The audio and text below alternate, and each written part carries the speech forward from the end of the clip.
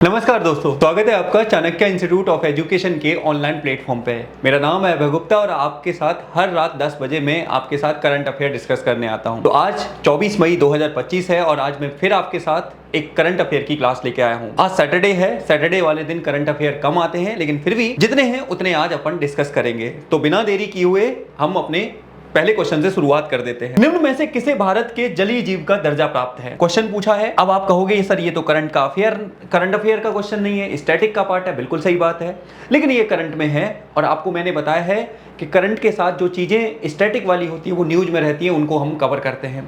तो निम्न में से किसे भारत के जलीय जीव का दर्जा प्राप्त है? ऑप्शन ए गंगा डॉल्फिन को, ऑप्शन बी घड़ियाल को, ऑप्शन सी रोहू मछली को, या डी इनमें से कोई नहीं। आप मुझे बता दीजिए कि निम्न में से किस जानवर को यानी कि किसको जलीय जीव यानी कि एक्वेटिक एनिमल ऑफ इंडिया के नाम से जाना जाता है? जल्दी आंसर दीजिए क्वेश्चन नंबर 1 का। चलिए, बहुत बढ़िया। अब मैं इसका आंसर आपके साथ पहले डिस्कस करता हूं। सबसे पहले है आंसर है गंगा डॉल्फिन। गंगा डॉल्फिन को भारत का जलीय जीव कहा जाता है और यह दर्जा आपको याद रखना है 2009 में इसको मिला था। यह दर्जा 2009 में भारत सरकार के द्वारा दिया गया था।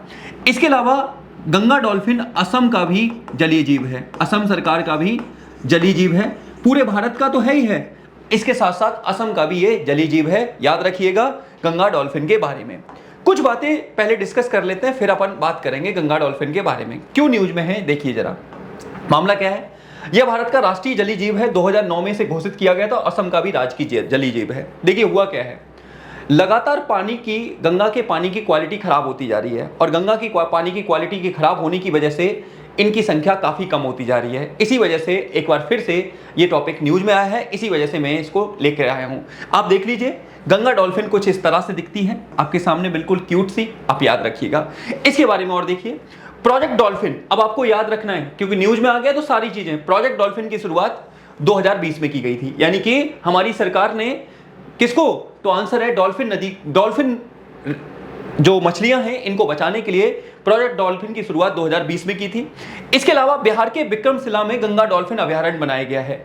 बिहार के विक्रमशिला में गंगा डॉल्फिन को कंजर्व करने के लिए एक सेंचुरी बनाई गई है जिसका नाम है विक्रमशिला सेंचुरी। ये बात अच्छे से याद रखिए। और राष्ट्रीय गंगा नदी डॉल्फिन दिवस कब मनाया जाता है? प्रत्येक 5 अक्टूबर को मनाया जाता है। प्रत्येक 5 अक्टूबर को मनाया जाता है। दोबारा बोल रहा हूं, 2009 में इसे जलीय जीव घोषित किया गया। 2020 में गंगा डॉल्फिन प्रोजेक्ट शुरू किया गया डॉल्फिन के संरक्षण के लिए।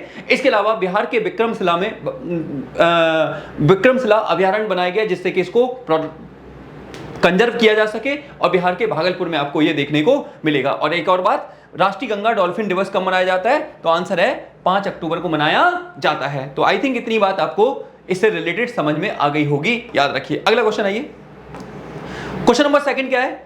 हाल ही में किस रचना को वर्ष 2025 का अंतर्राष्ट्रीय बुकर पुरस्कार मिला है? आपको याद होना चाहिए कि कल मैंने आपको ये उसमें भी अभ्यास प्रश्न के रूप में भी पूछा था, तो इसमें मैंने आपको बता दिया है, यहीं पर उसका आंसर भी मैं दे दूंगा। हाल ही में किस रचना को वर्ष 2025 का अंतर्राष्ट्रीय बुकर पुरस्कार मिला था? ऑप्शन ए गीतांजलि को, ऑप्शन बी हार्टलैम को, ऑप्शन सी हाफ गर्लफ्रेंड को, और डी इनमें से कोई नहीं। जल्दी से आप मुझे बताइए कि किस रचना को इंटरनेशनल मैन बुकर अवार्ड मिला है, फिर मैं आपको बताऊंगा किसको मिला है। ठीक है, चलिए देखते हैं जरा। यहां पे देखिए, सबसे पहले अगर मैं बात करूं तो हार्टलैम को आपको याद रखना है। ये कन्नड़ भाषा की मूल बुक है या मूल लघु कहानियों का संग्रह है, जिसको किसने लिखा था? मुश्ताक बानो ने लिखा था।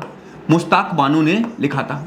तो आंसर है ये किसको मिला है? मुश्ताक बानो को। उनकी लघु कहानियों की बुक हार्टलैम के लिए मिला है, जिसे हाल में ही ट्रांसलेट करके ये अवार्ड मिला है और कन्नड़ भाषा में मिलने वाला ये पहला अवार्ड है। याद रखिएगा, ये इंपॉर्टेंट बात है। और कन्नड़ भाषा आपके देश की एक क्लासिकल लैंग्वेज है, शास्त्रीय भाषा है, ये भी आपको याद रखना है। अगर मैं बात करूं गीतांजलि की, तो ये गीतांजलि गुरुदेव रविंद्रनाथ टैगोर की है और इसी गीतांजलि के लिए गुरुदेव रविंद्रनाथ टैगोर को नोबेल अवार्ड भी मिला था। हाफ गर्लफ्रेंड चेतन भगत की है, ये भी आप याद रखिएगा इसके बारे में। ठीक है, गुरुदेव रविंद्रनाथ टैगोर को जरा बताइएगा किस वर्ष नोबेल मिला था, और वो एशिया में, ठीक है, लिटरेचर में नोबेल प्राप्त करने वाले पहले अश्वेत भी थे, ये भी याद रखना है। और आपको बताना है इनको कब नोबेल प्राइज मिला था, आप याद रखिए। तो हाल में किस रचना को वर्ष 2025 का मैन बुकर अवार्ड मिला है? तो आंसर है हार्टलैम को। और ये रचना किसकी है? मुश्ताक बानो की है। मूल रूप से कौन सी भाषा में लिखी गई थी ये? तो आंसर है कन्नड़ भाषा में लिखी गई। थोड़ा सा देखिए, मुश्ताक बानू द्वारा लिखित लघु कहानी संग्रह हार्ट लैम्प, जिसका अंग्रेजी में अनुवाद किसने किया है? दीपा भारती के द्वारा किया गया, उसको यह अवार्ड मिला है। वर्ष 2025 का अंतर्राष्ट्रीय बुकर पुरस्कार जीतने वाली पहली कन्नड़ कृति भी बन गई है, जो भारतीय क्षेत्रीय साहित्य के लिए एक ऐतिहासिक उपलब्धि है। याद रखिएगा इनके बारे में। अगर मैं अब आपसे कहूं, क्या पहली बार किसी भारतीय को यह अवार्ड मिला है, तो आंसर है जी नहीं। इससे पहले सबसे पहले यह अवार्ड किसको मिला था? आपको याद रखना है 1971 में यह अवार्ड मिला था किसको? बीएस नायपॉल को। 1971 में यह अवार्ड मिला था बीएस नायपॉल को, उनकी पुस्तक इन अ थ्री स्टेट। किसके लिए? इन अ थ्री स्टेट। इसके अलावा 2022 में यह अवार्ड मिला था गीतांजलि श्री को, टॉम ऑफ सैंड के लिए। तो ऐसा नहीं है कि पहली बार यह अवार्ड मिला है, भारत में कई बार यह अवार्ड मिल चुका है, यह बात याद रखिए। पहली बार बीएस नायपॉल को किसके लिए? इन अ फ्री स्टेट, ठीक है, इन अ फ्री स्टेट के लिए मिला था। और हाल में ही 2025 का किसको मिला है? बानू मुश्ताक को। कौन सी भाषा के लिए? कन्नड़ भाषा के लिए मिला है। इंपॉर्टेंट है, दिमाग में रखिएगा, याद रहेगा। जबकि इसका ट्रांसलेशन किसने किया था? तो दीपा भारती के द्वारा इसका ट्रांसलेशन किया गया था। तो मैंने अभ्यास प्रश्न का भी आंसर दे दिया है, याद रखिए। अगला क्वेश्चन नंबर 3। हाल ही में किस देश ने गोल्डन डोम रक्षा प्रणाली की बनाने की घोषणा की है? अब आप देखो, पिछले कुछ सालों में तनाव, संघर्ष, युद्ध की जैसी स्थिति देखने को मिल रही है। आपको पता है सेंट्रल एशिया वाला, इजराइल वाला रीजन आए दिन युद्ध की कगार पर रहता है। यूक्रेन रसिया वॉर चल रहा है, अभी तो भारत और पाकिस्तान के बीच में भी एक अच्छा खासा तनाव हुआ। तो ऐसे में हर देश अपनी रक्षा प्रणाली बना रहा है। तो हाल में ही एक गोल्डन डोम रक्षा प्रणाली बनाने की बात की है। देखिए हाल ही में किस देश ने गोल्डन डोम रक्षा प्रणाली बनाने की घोषणा की है? ऑप्शन ए इजराइल ने किया क्या? ऑप्शन बी रूस ने, ऑप्शन सी चीन ने, ऑप्शन डी यूएसए ने। जरा बता दीजिए किस देश के द्वारा यह रक्षा प्रणाली बनाने की घोषणा की गई है। चलिए अब आपको मैं एक एक करके चीजें समझाता हूं। आपको याद रखना है यह रक्षा प्रणाली बनाने की घोषणा अमेरिका के द्वारा की गई है। हाल ही में अमेरिका के राष्ट्रपति डोनाल्ड ट्रंप ने अमेरिका की चारों तरफ से सुरक्षा करने के लिए एक बहुत ज्यादा व्यवस्थित, सुरक्षित रक्षा प्रणाली बनाने की बात की है, जिसका नाम है, क्या नाम है? याद रखिए, गोल्डन डोम।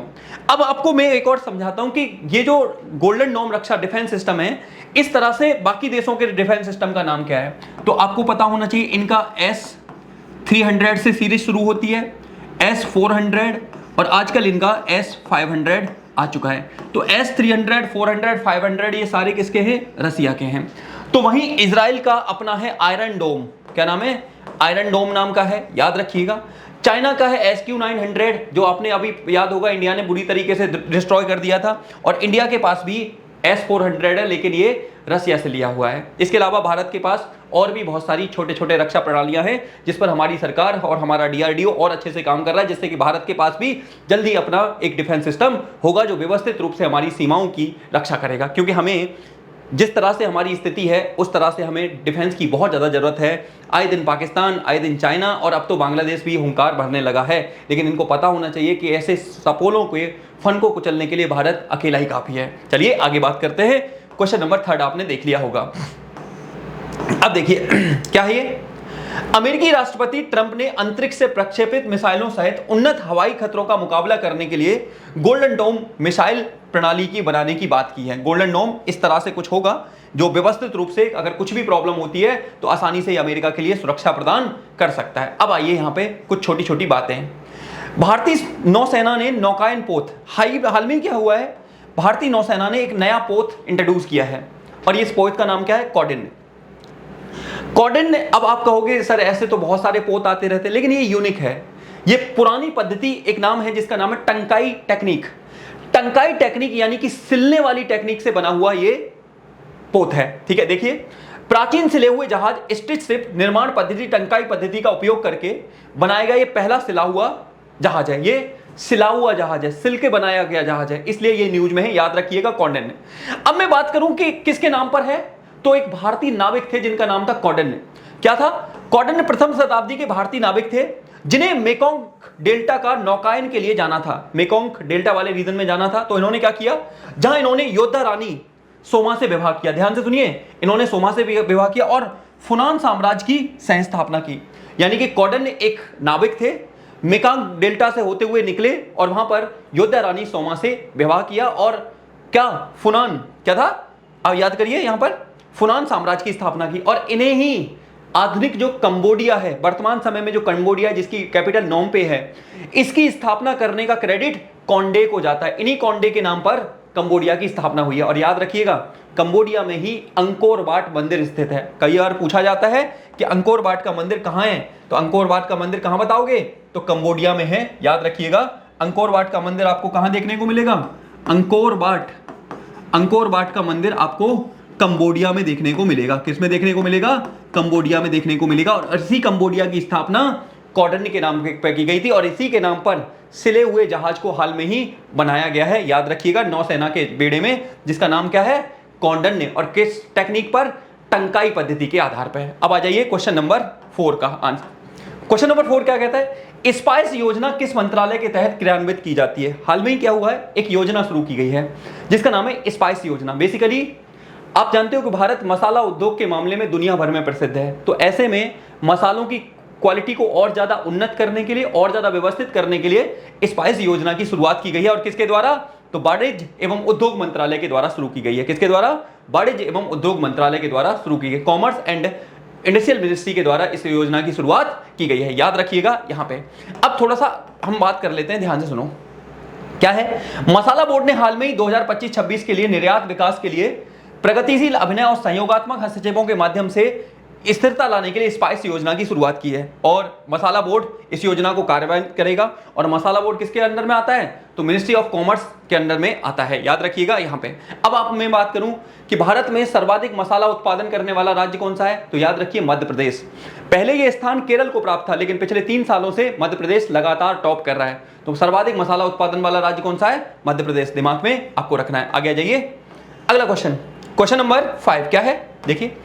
पोलावरम परियोजना किस नदी पर निर्मित एक बहुउद्देशीय सिंचाई पहल है। यानी कि पोलावरम परियोजना एक अपने आप में बहुत ज्यादा यूनिक और बहुत बड़ी परियोजना है, बहुउद्देशीय परियोजना है। बहुउद्देशीय परियोजना का मतलब इसका काम ना सिर्फ सिंचाई के साथ साथ पानी पीने के लिए, बाढ़ नियंत्रण के लिए और सारी चीजों के लिए इसका इस्तेमाल किया जाएगा। इसी वजह से इसे बहुउद्देशीय परियोजना कहते हैं, मल्टीपर्पज डैम प्रोजेक्ट बोलते हैं पोलावरम। तो किस पर है, ऑप्शन ए गोदावरी पर है, ऑप्शन बी कृष्णा पर है, ऑप्शन सी नर्मदा पर है, ऑप्शन डी कावेरी पर है। जरा बताइए पोलावरम परियोजना कौन सी रिवर पर स्थित है, तो जल्दी बता दीजिए आप लोग कौन सी रिवर पर स्थित है। ये देखिए यहां पर समझिए, पोलावरम परियोजना कौन सी नदी पर स्थित है, तो पोलावरम परियोजना आपको गोदावरी नदी पर देखने को मिलेगी। गोदावरी नदी कहां से निकलती है, जरा बताइए, महाराष्ट्र के त्र्यंबकेश्वर से निकलती है। और महाराष्ट्र के त्र्यंबकेश्वर होते हुए कई सारे राज्यों से जाती है और ये दक्षिण भारत की सबसे बड़ी नदी है। इसी वजह से इसे दक्षिण की गंगा के नाम से जानते हैं। किसको, गोदावरी को। इसी गोदावरी नदी पर पोलावरम परियोजना बनाई जा रही है और भारत के प्रधानमंत्री इसकी समीक्षा करने वाले हैं। इस वजह से ये आए दिन न्यूज में रह रही है। देखिए जरा क्या है, प्रधानमंत्री जल्द ही पोलावरम परियोजना की समीक्षा करने के लिए आंध्र प्रदेश, तेलंगाना, उड़ीसा और छत्तीसगढ़ के मुख्यमंत्रियों से मिलेंगे। यानी कि आंध्र प्रदेश, तेलंगाना, उड़ीसा और छत्तीसगढ़ के मुख्यमंत्रियों से मुलाकात होगी। पोलावरम परियोजना आंध्र प्रदेश में गोदावरी नदी पर निर्मित है। किस पर, आंध्र प्रदेश में गोदावरी नदी पर निर्मित है। और कहां से निकलती है, मध्य प्रदेश के त्र्यंबकेश्वर से मध्य प्रदेश के नहीं, महाराष्ट्र के त्र्यंबकेश्वर से निकलती है। याद रखिएगा, वेस्टर्न घाट वाले रीजन से ये निकलती है और दक्षिण भारत की सर्वाधिक बड़ी नदी है। इसी वजह से इसे दक्षिण की गंगा के नाम से भी जाना जाता है। इसकी बहुत सारी ट्रिब्यूटरीज हैं, पढ़ लीजिएगा, अभी न्यूज में आ गई है, आपसे पूछा जाएगा। अगला क्वेश्चन है क्वेश्चन नंबर 6। ककापो जो हाल ही खबरों में रहा, वह उड़ने में असमर्थ तोता किस देश का मूल निवासी है। अब ककापो क्या है, ककापो एक तोता है, काफी आकार में बड़ा होता है लेकिन उड़ नहीं पाता। तो आपसे पूछा है, ये न्यूज में है काफी, तो किस देश से है। ऑप्शन ए चीन से है क्या, ऑप्शन बी रूस से है क्या, ऑप्शन सी न्यूजीलैंड से है क्या, ऑप्शन डी ऑस्ट्रेलिया से है क्या। जरा बताइए किस देश से है ये ककापो, आपको बताना है। क्वेश्चन नंबर 6 का आंसर सोचिए और इसका आंसर दीजिए, फिर मैं आपके साथ इसका आंसर डिस्कस करूंगा। बताया, चलिए आगे देखिए। अब जरा आंसर है ऑस्ट्रेलिया से। ऑस्ट्रेलिया से ये संबंधित तोता है ककापो, आपको याद रखना है। यहाँ पे ऑस्ट्रेलिया के बारे में आपको एक और चीज याद रखनी है, यहीं पर गिब्सन डेजर्ट पाया जाता है, सैंडी डेजर्ट पाया जाता है, तस्मान सी आपको यहीं पे देखने को मिलेगा। और एक और सबसे इंपॉर्टेंट चीज, यहां पर आपको जिस तरह से ऑस्ट्रेलिया के इस रीजन में एक बहुत बड़ी कोरल रीफ भी देखने को मिलेगी, जिसे ग्रेट बैरियर रीफ के नाम से जानते हैं। किस नाम से जानते हैं, ग्रेट बैरियर रीफ के नाम से जानते हैं। और सर्वाधिक डेजर्ट भी आपको ऑस्ट्रेलिया में देखने को मिलेंगे। तो ये सारी इंफॉर्मेशन आपको ऑस्ट्रेलिया के बारे में याद रखनी है। देखिए अब जरा क्या है, ककापो दुनिया का सबसे बड़ा उड़ने में असमर्थ तोता है जो न्यूजीलैंड का मूल निवासी है। सॉरी मैं गलत बोल गया यहाँ पे, न्यूजीलैंड का मूल निवासी है। आई एम सो सॉरी, ये न्यूजीलैंड का मूल निवासी है, यानी कि न्यूजीलैंड में मुख्य रूप से पाया जाता है, याद रखिएगा। इसे अंतर्राष्ट्रीय प्राकृतिक संरक्षण संघ यानी कि IUCN ने क्या किया है, इसे रेड लिस्ट में गंभीर रूप से क्रिटिकली इंडेंजर्ड इसको बताया है कि काफी ज्यादा खतरा है, अगर इसको बचाया नहीं गया तो काम खराब हो जाएगा, और इसीलिए इसको काफी ज्यादा न्यूज में रखा गया है ककापो। तो आज के ये 6 MCQs थे और इन्हीं न्यूज थी और 2 न्यूज थी, टोटल 8 इंपॉर्टेंट थे जो मैंने डिस्कस किए। अब हम आ चुके हैं अपनी लास्ट कड़ी में और वो है अभ्यास प्रश्न। जरा देखते हैं क्या है। निम्न में से कौन सा मिलान सही नहीं है, ये आज का अभ्यास प्रश्न है, हिस्ट्री से लिया है मैंने। आपसे ऐसी उम्मीद करूंगा कि आप इसका आंसर देंगे, कमेंट में कमेंट करिएगा। Option A Rihla Ibn Battuta से पता है, रजमनामा रामायण का फारसी अनुवाद है, सी किताबुल हिंद अलबरूनी की और फयान चंद्रगुप्त सेकंड के समय भारत में आया था। आपको बताना है कौन सा मिलान सही नहीं है, इनमें से कौन सा मिलान सही नहीं है, इसका आंसर आपको देना है। ठीक है, इसका कमेंट में आंसर दीजिएगा। कल मैं इस क्वेश्चन के साथ आपके साथ फिर डिस्कस करूंगा, इसका आंसर दूंगा और कल फिर अपन अगली क्लास को आगे बढ़ाने का काम करेंगे। तो ये थी आज की मेरी क्लास। ऐसा मैं आशा करूंगा कि आपको क्लास पसंद आ रही होगी और आप भरपूर तरीके से इस क्लास को देख रहे होंगे। मैंने आपको बोला है कि क्लास जब भी देखें कॉपी पेन साथ में लेकर बैठें, नोट्स बनाएं, अगर मेरी स्पीड ज़्यादा लगे तो स्लो कर लें, रोक रोक कर देखें, लेकिन भरपूर तरीके से देखें। देखिए, मैं आपको एक बात बता देता हूँ, करंट अफेयर के लिए 17 चैनल से भटकने से अच्छा है एक चैनल फॉलो कर लीजिए। आपको गारंटी से बोल रहा हूँ, एक भी क्वेश्चन इधर उधर नहीं जाएगा। इसका भरोसा अगर ना हो तो अभी कुछ दिन में उत्तर प्रदेश का RO का एग्जाम आने वाला है, आप देखिएगा आपके सारे क्वेश्चन इसी से मैच करेंगे। तो ये आज का मेरा डिस्कशन है, आपको आशा करता हूँ कि अच्छे से पसंद आया होगा और इसी तरह से आप इसी को देखते रहेंगे। तो मैं इसी बात के साथ अपनी बात खत्म करूंगा, आपको मिलूंगा ऐसी ही क्लास में। तब तक आप खुश रहिए, मस्त रहिए और अपनी पढ़ाई करते रहिए। तो मिलेंगे ऐसी क्लास में, तब तक के लिए आप सभी का धन्यवाद। जय हिंद, जय भारत।